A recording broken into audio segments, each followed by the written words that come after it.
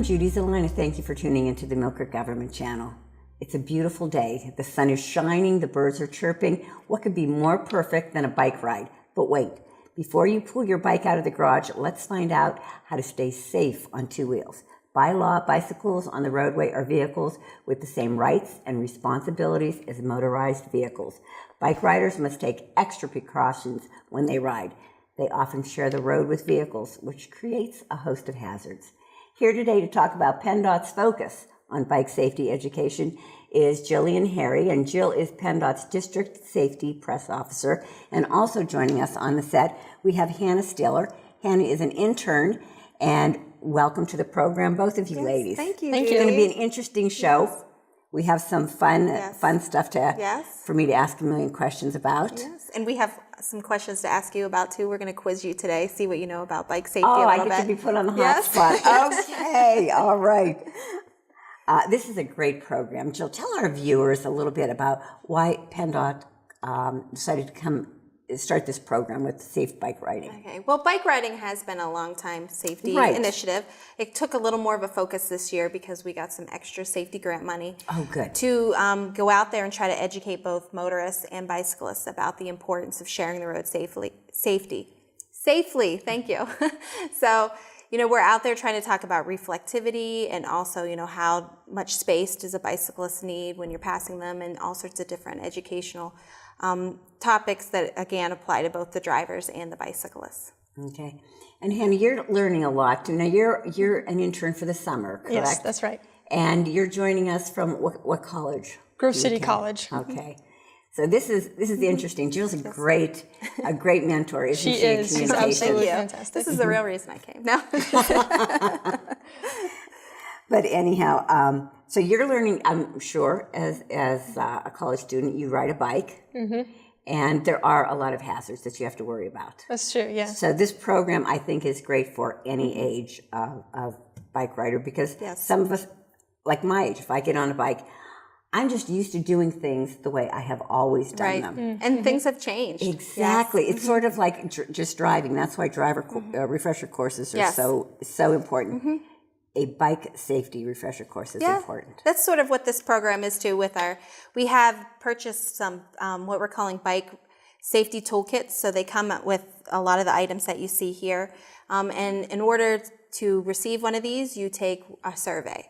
And the survey goes over a lot of different bike safety topics. And so it's a little bit of that refresher course, because it's not a quiz, so you can't pass or fail. It's really just an open dialogue. So take the survey, ask us questions about any topics that you're unsure of, and we will look at it when you're done and go over anything with you that you were maybe faltered a little bit on, just because we want to make sure both the bike riders, obviously, and the motorists know how to share that road safely. So that is the initiative with the safety toolkits. Okay, let's start with riding on the roadway. Okay, tell me some points that you want to hit home with some of the people that are going to be interested in this program. For the bike riders? Okay. Let's start with I'm on a bike. I'm a bike rider. Okay. I think the most important thing is to make sure that people can see you. So the safety toolkit has a lot of reflective items in it, because if people can't see you, then it's harder for them to share the road with you, obviously. So we want you to make sure that you have reflectors on both the front and the back of your bike. So you'll see some of those in the kit. Also some stickers, because hopefully you're out there wearing your helmet regardless of your age, and making sure that helmet is another area of reflectivity, because you're up higher there. Hopefully they can see you. So there's some of that in there. Your bike is also another spot where you can have reflectivity. So you have your lights on yourself. You could have lights on your bike, also reflective tape on your bike. So I would say that is the number one thing for riders to always keep in mind. You're riding down the road, you're traveling the same direction as the motorized traffic like you're supposed to, and you want them to be able to see you so that they can give you that space to ride safely. Okay, what if I'm in my vehicle now? Okay. Because there's safety precautions I have to take as driving my car and sharing the road with a bicyclist. What do I have to look out for? Okay, I think the one thing that you need to keep in mind is that bicyclists have the same rights and responsibilities as a motorized vehicle. That means they have a right to travel in the travel lane. So you don't don't expect or require them to use the shoulder, because it may be a hazard over there and they may choose not to use the shoulder. So they have the right to be in the travel lane, and you need to make sure you're giving them the space to bicycle safely. So in Pennsylvania, we have a law now that requires motorists to give 4 feet cushion when you're passing a bicyclist. So that means that you want to slow down, make sure that you have enough room to get over. If there's oncoming traffic and you need to get in, across the double yellow, you need to wait until there's an appropriate time for you to do that. So you can cross that yellow line in order to pass a bicyclist and give them that 4 feet cushion. You just have to be patient. Okay, that's the most important thing, giving them the 4 feet. Yes. And, I did wonder about that because I have seen a bike rider and then a car, and they come over to the other lane, and I'm coming this way, and I have to move over. So they have not stopped and waited, given me a chance to pass. And they should. Again, patience. Sharing the road requires patience, whether there's a bicyclist or not. So if there's someone coming the other direction, you're going to have to go across that yellow line. You just need to slow down and wait your turn. Now, in this program that you have, and you've got some different things here, you've been to different events, and you've actually handed these things out. And you're hoping maybe down the road you'll still be able to get more funding to have these at different events? Is that what we're hoping?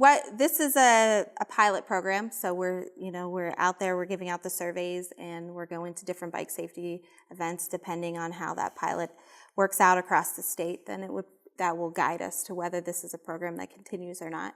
We've spent a lot of the summer going to different events throughout the area, including a couple up here in the Erie County area. Okay. And so we have 3 different kinds of kits, and those, one's geared towards new riders, one's for veteran riders, and one is for kids. So we've given them out at different styles of events based on, the clientele that's going to come to that event. Okay. Now, Hen, have you been through the different events this summer along I have. with Jill? Yes. Now, who do you find are the most interested in coming over and getting more information? The bike riders or the automobile drivers? I would say the bikers. The bikers? Yeah, they're much more invested, and they like to know what the safety aspects are. Because of course they're out there and they want to stay safe. Yes. That's right. So And a lot of them have stories about times when maybe somebody hasn't given them enough space, or somebody they know hasn't been given enough space, or someone's pulled out in front of them. And again, that's what this program is about. We're out there trying to prevent those incidents, because in Pennsylvania, bike riding is becoming a more popular activity. Yes, it is. And people aren't just wanting to stay on the trails. They want to get out and they want to see the scenic views and stuff like that. So everyone needs to remember it's everyone's job to stay safe. Okay, as a bike rider, on my bike, what equipment should I have? Is there required equipment to have on my bike, or is there just equipment that I should have on my bike? Besides lights, when it's dark out, you're required to have lights. Are you? Yes. Okay. If you're going to ride on the road, you should have a helmet on. A lot of other things are just, they're not required, but they're strongly encouraged. So you want to have an increased level of reflectivity. So you want to think about the shirts that you're wearing, and if they don't have reflective aspects, can I put a sticker or something on myself? Can I wear an armband or some other way? So that's the type of things that people really need to slow down and think about. It's oftentimes we just want to hop on our bike and go, but if you're going to be going down the road, I'm sure you want to get back just as the same condition you left in, maybe a little more tired, but so slow down, just make sure that you're wearing those light colors, and if you're going to be out when it's dark, that you've got those lights on. Okay. And always wear a helmet. All right, what about sidewalks? I've seen pedestrians and I've seen bicyclists on the sidewalk. Does anybody have, more of a right? Who has the right of way on a sidewalk? Because I have seen that happen. That is sometimes depends on the local government a little bit. Some neighborhoods will pass laws that say bicyclists can use the sidewalk. In a lot of neighborhoods, bicyclists are not supposed to use the sidewalk. So if you want to ride your bike and you want to use the crosswalk, or you want to go across the sidewalk on a bridge because it's a tight shoulder, then you really should dismount your bike and walk it like a pedestrian. So sidewalks are really areas for pedestrians, and bicycles should predominantly use the road. Okay. So I hope All that right. answered your question. And it does. But there are does. some neighborhoods where some towns have said, no, we're going to let bicyclists use our sidewalks here. So, know the neighborhood you're in. That might be a good question to ask people who live there or the local police department. What is PennDOT doing? We were talking a little bit earlier. Some roads have, the bike lanes.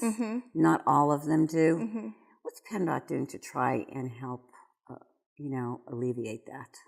Well, PennDOT has a program now called PennDOT Connects. So early on in the design phase of a major project, we will go into a municipality and we'll say, we're thinking about, redoing this road or improving this intersection.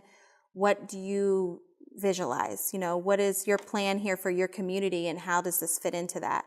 And oftentimes the conversation then will steer towards bikes. So do you have a lot of bicyclists here? Is this something that you need, with the bike lanes? And so you'll see that we're slowly starting to connect the bike lanes to other areas where they might already be as we get to those projects in that, that particular roadway. Okay. So, okay. Because I have seen that, and I think that's a great idea with any newer projects. And even some staple older roads. Yes. I see sometimes they'll come in and there ends up being a bike path. Yes. Put a bike path. Yeah, on and we them. have some designated bike routes in the state that are not, recreational trails. These are roads that we think that are popular with bicyclists and have something to offer bicyclists, like scenic views and things like that. So there's a map of those on our website. You can go and you can find those. And those are roads where we really are saying, okay, this is a designated bike path. How can we make sure that there's enough space here along this roadway for bicyclists? And Route 6 is one of those roads, so I know that's a popular one here in Erie County. Very much so, as we work on different pieces of Route 6 here in our District 1, we're always taking into consideration the bicyclists that want to use that roadway and making sure that there's a wider shoulder for them. So you'll see that here in the coming years as we're working on that roadway. Can we improve the situation for the bicycles? Because they are looking to start doing some improvements down in that area too. Yes, and then we also working with the communities along those routes to make sure that the bicyclists can, find where they're going. We call them wayfinding signs. So can they figure out how to get into the downtown or how to get back on the trail and things like that. I have a question. This just popped in my head. Oh no! And I don't know if you have the answer, but I bet you do. Okay, PennDOT now is very big on roundabouts. Yes. Okay, I'm riding my bike and I'm riding along Westlake Road, and I've come to the new roundabout. Okay. Is there a bike path in there? I never noticed. Or do I get right in front of a car and I take my turn? So bicycles are the same as a motorized vehicle. So when you approach a roundabout, you can make one of two decisions. You can travel through the roundabout like a motorized vehicle. So you would be required to use your hand signals when you're exiting the roundabout, yield before you enter the roundabout and travel around.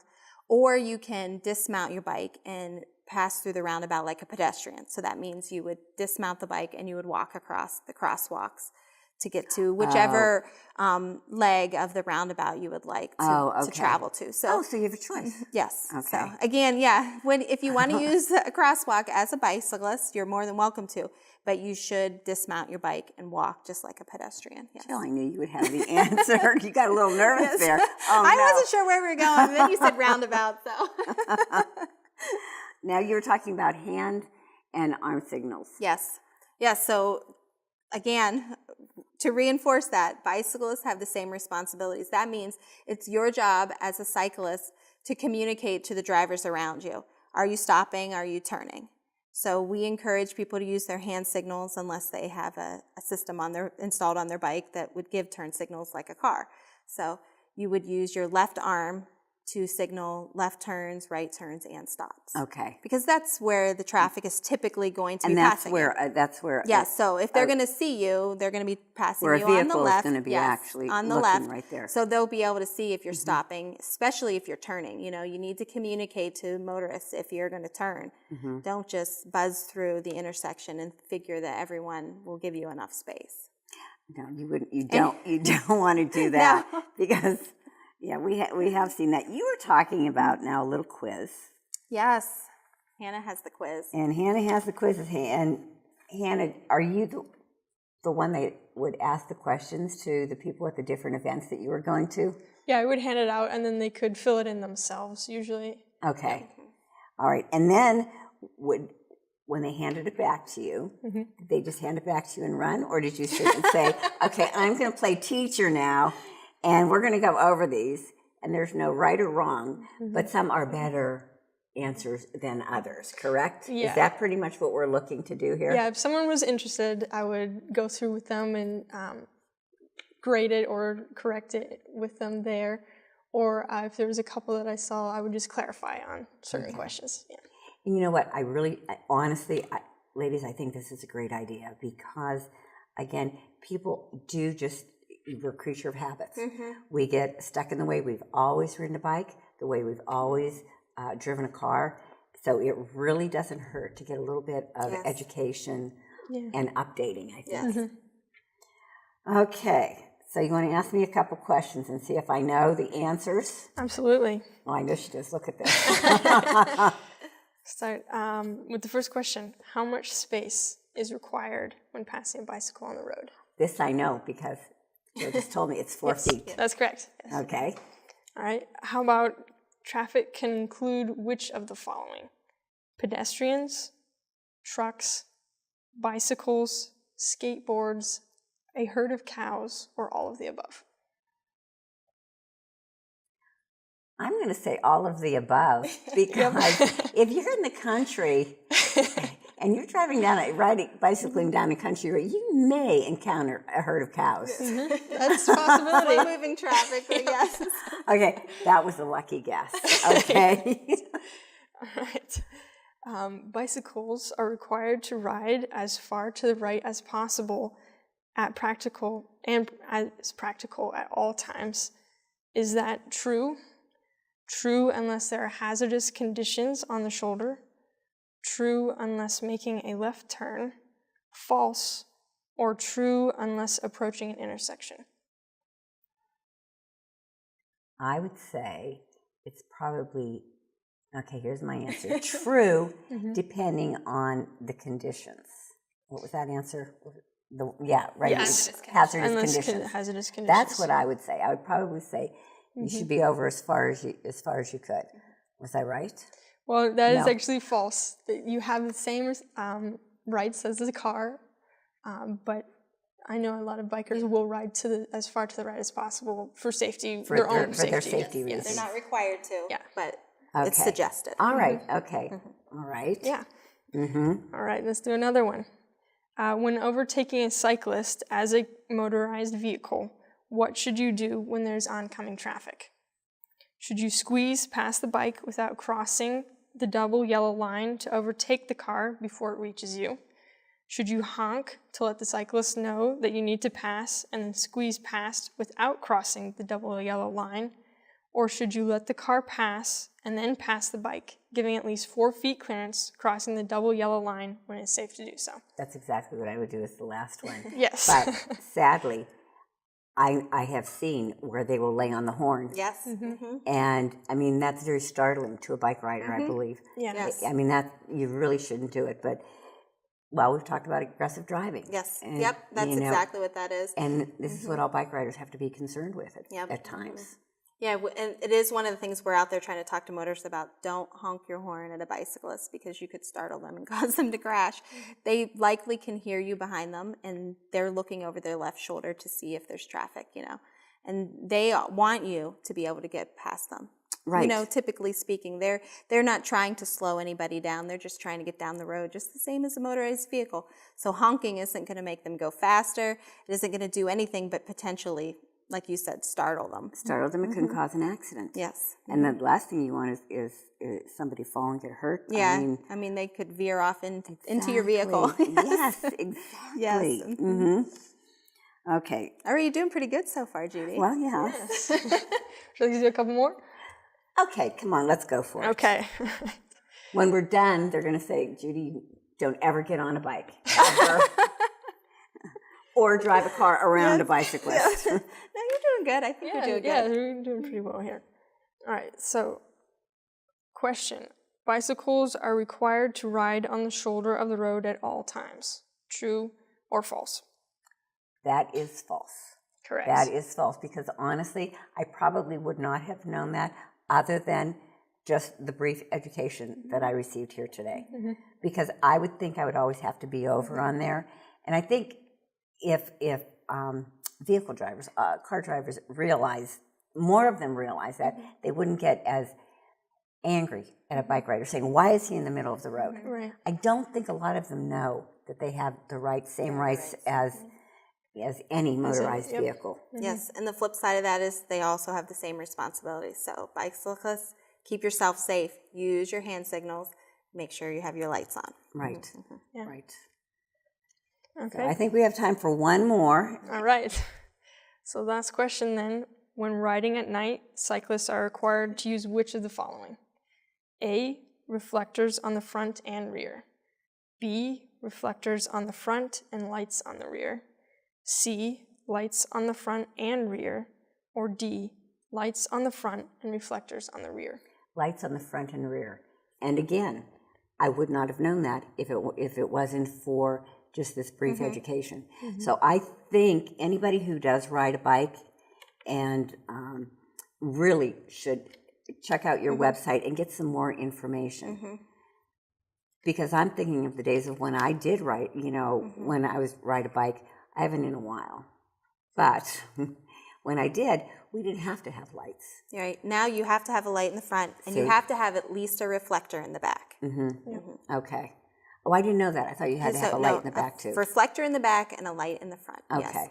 So they can see you when they come up on you, and you can see where you're going. Like that's an that does help. It's an important part of riding, especially those night goggles are not working. Dusk and dawn, yes, you may think there's enough, time to get out there and take that ride before it gets dark, but be prepared in case you don't get home before it gets dark. So have that light in the front of your bike and have that reflector in the back. So, Jill, how can people learn this or get educated on the correct rules and regs for bike riding? We have a we have a bike rider's manual. Okay. It's much like a driver's manual, and it's available online, so people can download it for free and print it out or read sections that they're interested in. So you can find that at www.penndot.gov, and then at the top you'll see where it says Travel and PA, and you'll see a drop-down box from there, and one of them says Ride a Bike. Click on that, and then it'll take you to a page that's just dedicated to bike riding information for both motorists and bicyclists, including that bike rider's manual. Okay, that is really good to know, because going over the questions, if I hadn't talked with you ladies, I really would not have known that, and I would have been doing it wrong, and maybe not even wrong, but I would have been setting myself up for danger, for hazard. For hazards. So this is a great program. Is there anything else that you want to add to this, Jill? Because we're kind of getting towards the end. I guess you talked a little bit about bike lanes, and I know that those are new things popping up in different communities. So I think one of the things that might be worth noting is that if you're parked near a bike lane, make sure you pay attention before you open up the door to your vehicle, because you don't want to open up the door and have a bicyclist zooming down past you, and it is your responsibility opening up that door to make sure that there's not a bicyclist there. So if you're parked near a bike lane, just look over your shoulder before you open your door. I would have never thought of that. I have seen that kind of a crash happen, and it's quite startling and for everybody involved, because it's never intentional, but it's still a little dramatic. Okay, all right. Those are good words, good lesson to learn, let me tell you. This has been very, very informative. With bike riding becoming more and more popular, I think getting the education out is so very important. And not only for bike riders, like we were saying, to us automobile drivers. Because we're still under, a lot of us are still under the impression that they have to be way over there, and we've got the rights. They don't have any rights. So, let's all share the road safely. Exactly. Yes. And that's what these ladies are here to do. Yes. Thank you, Judy, for letting us come and talk about this. Oh, thank you so much. It's really been very, very educational for me, and I'm sure our viewers got a lot of tips and a lot of help. Well, thank you. Thanks again for joining us in the program. Viewers, thank you for tuning into the Millcreek Government Channel. If you have any questions or you want to learn more, please go to their website. It's a wealth of information. So again, thank you for tuning in, and until next time, have a wonderful day.